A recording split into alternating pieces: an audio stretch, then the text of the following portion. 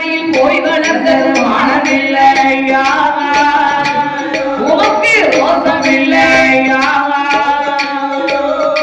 ஆடு மாடு மேய்த்து வந்தது கோவில்லையா ஆடு மாடு மேய்த்து வந்தது கோவில்லையா வானமில்லையா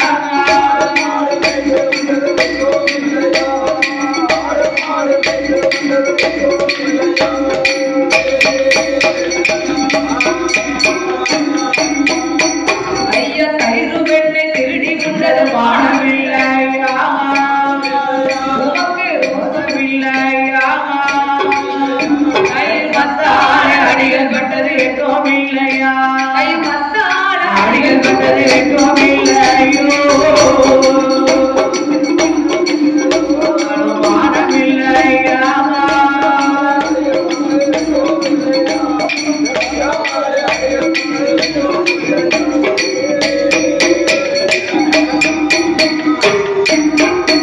நீங்க உரியில் வெண்ணை திருடி உண்டது வானமில்லையா உரியில் வெண்ணை திருடி உண்டது வானமில்லையா உமக்கு ரோசமில்லையா அங்க உருளில் கட்டி அடிகள் பட்டது கோமில்லையா அங்க உருளில் கட்டி அடிகள் பட்டது கோமில்லையோ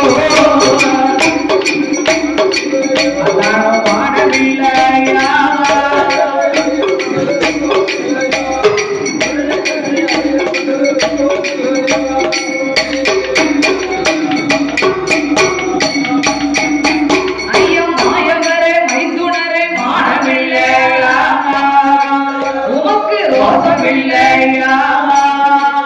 அன்று மலைய பிடிக்கி கொடைபிடித்தது கோவில்லையா மலைய பிடிக்கி கொடைபிடித்தது கோவில்லையோ வானமில்லையா மலைய பிடிக்கி கொடைபிடித்தது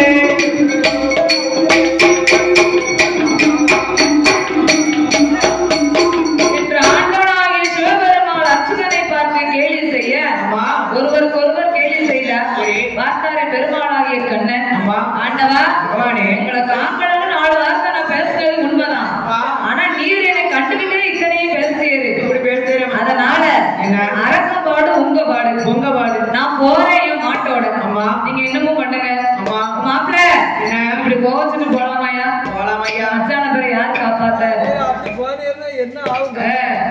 மாப்பிள்ளைக்கு மாப்பிள்ள 4 வார்த்தை கேள்வி பேச சகஜம் தானே. அதனால நான் உங்களை 4 வார்த்தை பேசுறேன்.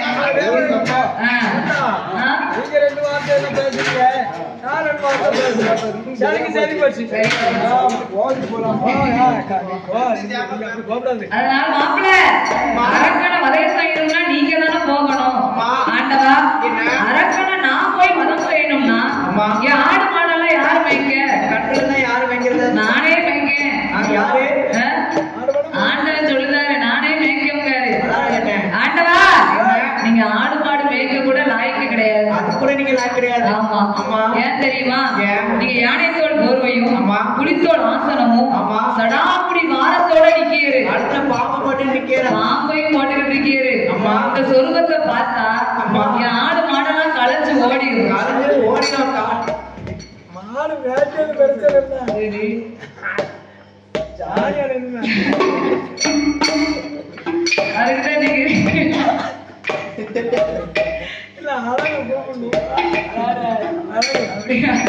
அதனால அரக்கனை கொன்று வென்று வரும் காலங்கள் வரைக்கும் ஆடு மாடுகளை நீங்க மேய்க்கணும்னா நீங்க சொர்க்கத்தை மாற்றணும்.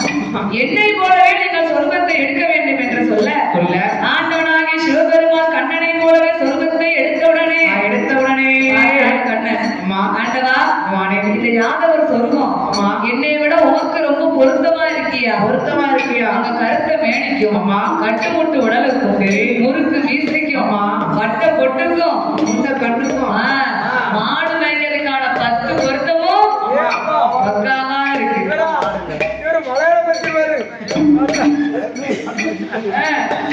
இன்றைய பெருமாளாகிய கண்ணன் ஆடு மாடுகளை ஆண்டவனிடத்தில் ஒப்படைத்து அரக்கனை கொன்று வென்று வரும் காலங்கள் வரைக்கும் ஆடு மாடெல்லாம் உங்க பொறுப்பு என்று ஆண்டவனிடத்தில் ஒப்படைத்து விட்டு அரக்கனை வதம் செய்ய வேண்டும் என்று பெருமாளாகிய கண்ணன் சொருபத்தை மாற்றி வருகின்றார். இப்படியே போனோம்னா அரக்கன் யாருன்னு பார்ப்பான். அதனால சொருபத்தை மாத்தணும். என்ன சொருபம் எடுக்கலாம்? ஆண்களால் கெட்டவர்கள் அன்றும் இல்லை இன்றும் இல்லை என்றும் இல்லை என்றுமே பெண்களால் கெட்டவர்கள் பேருலகில் ரொம்ப பேர் உண்டு. அதனால் அப்பேற்பட்ட வல்லரக்கனையும் நாம் பெண் சொருபத்தை எடுத்துதான் வதம் செய்ய வேண்டும். இந்திரன் கெட்டதும் பெண்ணால, சந்திரன் கெட்டதும் பெண்ணால, சூரியன் கெட்டதும் பெண்ணால, நகுனி கெட்டதும் பெண்ணால, நகுனி மாமன் சகுனி கெட்டதும் பெண்ணால, துச்சாதன் பெண்ணால் பெண்ணால, துரியோதன் கெட்டதும் பெண்ணால,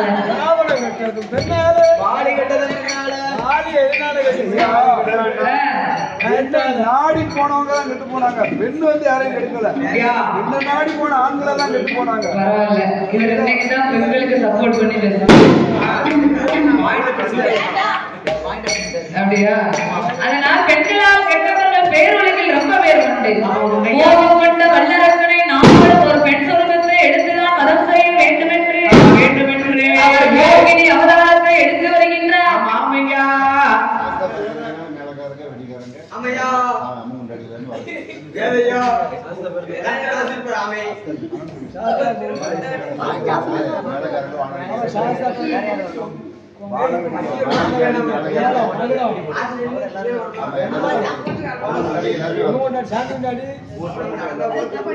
சாஸ்தா பிறகு இன்னும் சிறிது நேரத்தில் சாஸ்தா பிறகு இருப்பதால் மேலை இசைக்கலைஞர்கள், மகுட இசைக்கலைஞர்கள், ஊர் பொதுமக்கள், கோமரத்தார்கள் அனைவரும் உடனடியாக சந்திரமாரியம்மன் கோவிலுக்கு வருமாறு விழா கமிட்டியின் சார்பாக கேட்டுக்கொள்ளப்படுகிறார்கள்.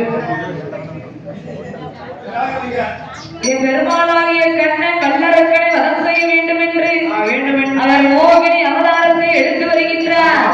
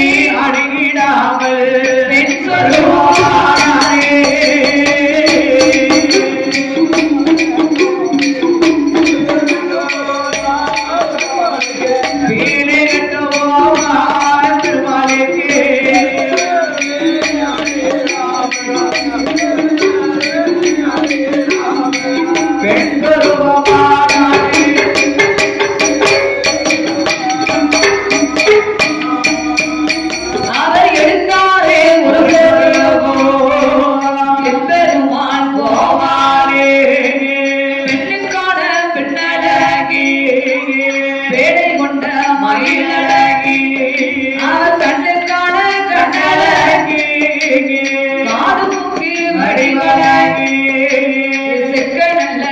சிவப்பழகி செந்தூருக்க முட்டழகி அவர் செப்புக்குள்ள அடைத்து வைத்து சேலவர்ண பட்டோடுத்தி சேலுக்குள்ள அடைத்து வைத்த சோழவர்ண பட்டோடுத்தி அவர் பச்சை நிறத்தாலே பைக்கிலியோ சட்டை போட்டாள் காஞ்சிபுரம் பட்டோடுத்தி கடவாமரம் சட்டை போட்டாள் நின்றவர்கள் தான் மயங்கு நீலவர்ண பொட்டு போட்டாள் மோகினி பார்த்தவர்கள் தான் மயங்கு அவன் பஞ்சவர்ண பொட்டு போட்டாளே அவர் தன்னழகு காணாதென்று காணாதென்று தங்க நகைகளை போட்டு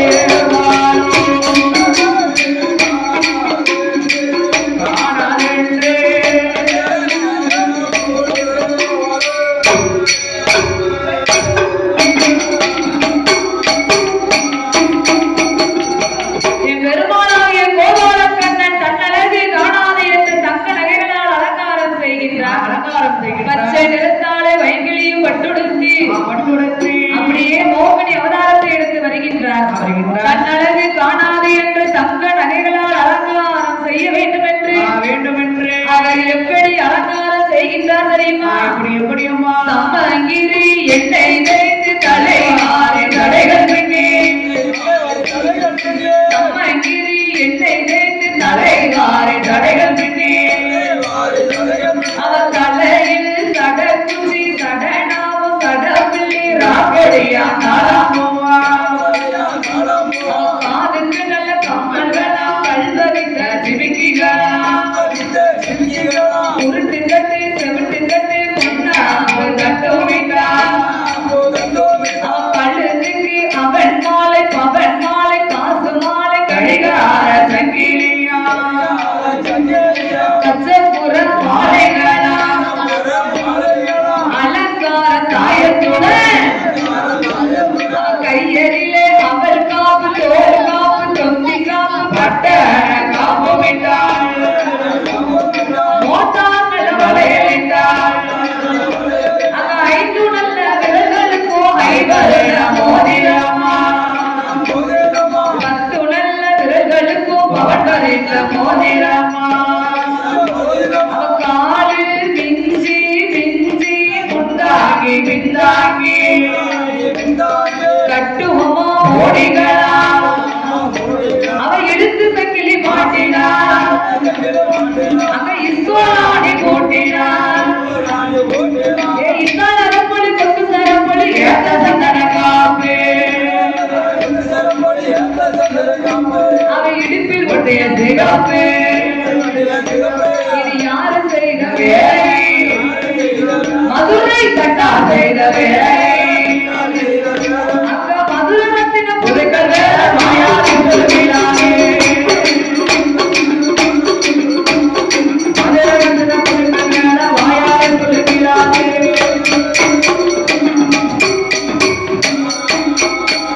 அவர் தாலி டபுர பீலி மோதல்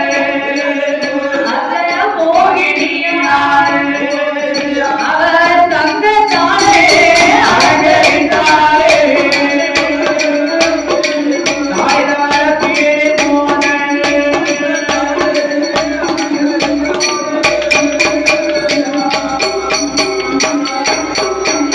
என் பெருமாளாகிய கோபாலக்கண்ணன் மோகினி அவதாரத்தை எடுத்து அவதாரங்களை கொண்டு காட்டுக்குள் வருகின்றார். அவ பார்த்தான் வல்லரக்கன் அடியே பெண்கொடியே நீ யாரடி எங்கிருந்து வார ஊரு என்ன பேரு என்ன என்று வழிமறித்தான். அவ பார்த்தான் மோகினியானவர் என்னை வழிமறிப்பது நீ யாரடா அடியே பெண்கொடி நான் தான் ஆண்டவனை பார்த்து 5 விரலுக்கும் அக்கினி வரத்தை வாங்கி வந்தேன். எனக்கு பதிலாக ஆண்டவன் எங்கேயோ ஓடி ஒளித்து விட்டார். அதனால் இனி ஆண்டவன் வரப்போவதில்லை. அதனால் வருங்கால வல்லரக்க சக்கரவர்த்தி பகவானே நான் தான் என்றார். ஏ பாவி சக்கரவர்த்தி பகவானே நான் தானுங்க. அதனால் நீ யாரடி என்று கேட்டபோது பெருமாளாகிய மோகினி ஏ அப்பா வல்லரக்கா நான் யாரு தெரியுமா மலையாள தேச பேரும் பெண்ணாக பிறந்தவங்க. அதில் 8 பேர்ல நான் தான் கடைசியா பிறந்த 8வது பிறந்தவ. என் பேரு மோகினி. நான் சித்திரை மாதத்தில் மூல நட்சத்திரத்தில் முதல் காலத்தில் நான் வயசுக்கு வந்ததுனால நான் பெண் கூத்தது என் புருஷனுக்கு ஆகாது, மாலை கூத்தது என் மன்னனுக்கு ஆகாது. அதனால என்னை யாருமே பெண் கேட்டு வரல. எங்க அக்கா தங்கச்சி 7 பேரையும் எங்க அப்பா பெரிய பெரிய தலங்களில் கல்யாணம் செய்து கொடுத்தார்.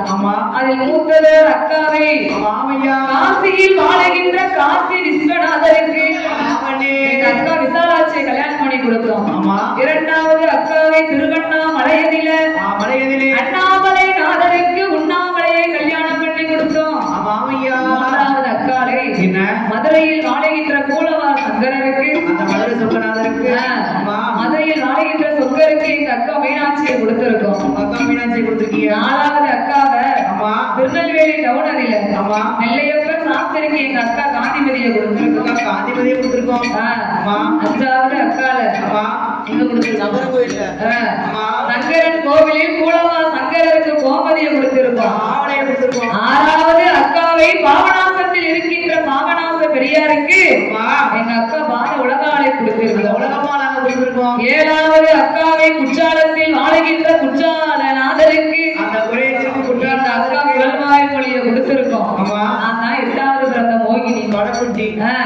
மூல நட்சத்திரத்தில் நான் பூத்ததுனால எங்க அப்பா என் மீது வருத்தத்தை கொண்டு 56 தேசத்து அரசர்களையும் அரண்மனைக்கு வரவழைத்தார். அதில் அழைப்பே இல்லாமல் மதுரை சொக்கர் வந்து இருந்தாரு. எங்க அப்பா என் கையில ஒரு மாலையை கொடுத்தாரு. அதை சொல்லி வீசி எறிய சொன்னார். நான் வீசி எரிந்த மாலை சொக்கம் கழுத்துல போய் சொந்தா போய் விழுந்தது. என்ன செய்ய, கோட்டையில மறந்தாலும் கோட்டை விதிதானே கிடைக்கும். அதனால எங்க அப்பா வேற வழியே இல்லாம மதுரை சொக்கருக்கு என்னை 2ஆம் தாரமாக கல்யாணம் செய்து கொடுத்தார். 7 வண்டி சீதனத்தோடு நானும் மதுரைக்கு சென்ற போது எங்க அக்கா மீனாட்சி அங்க இருந்து வந்தா. என் சடைய பிடிச்சியா எங்க சந்திக்கு இழுத்தா, முடிய பிடிச்சு எங்க முக்குக்கு இழுத்தாங்கடா. சக்காலத்தி போராட்டம் சகல பேருக்கு கொண்டாட்டமா இருந்தது. அதனால இனி இந்த வாழ்க்கையே வேண்டாமனே என் புருஷனோடு சண்டை போட்டு நான் பிறந்த வீடு வாரேனப்பா.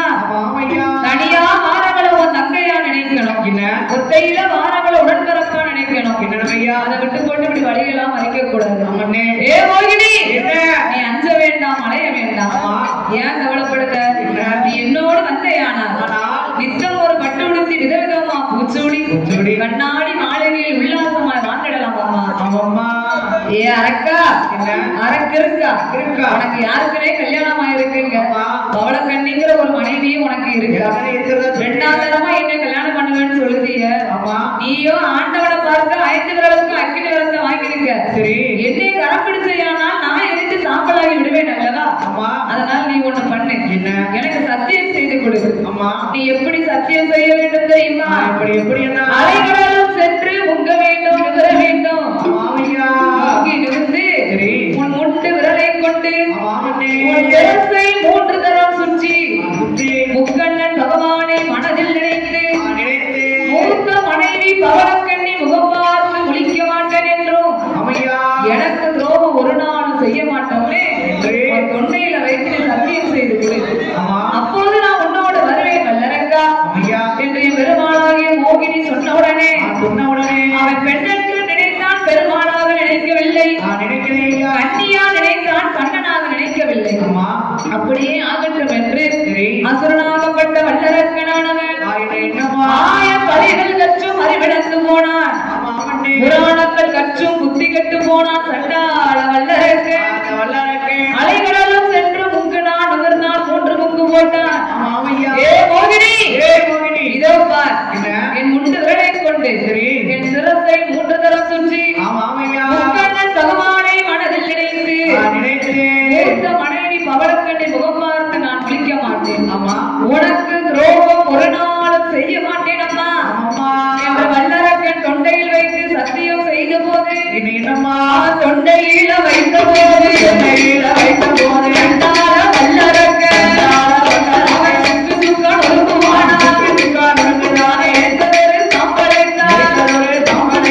பெருமாள் கையிலிருந்து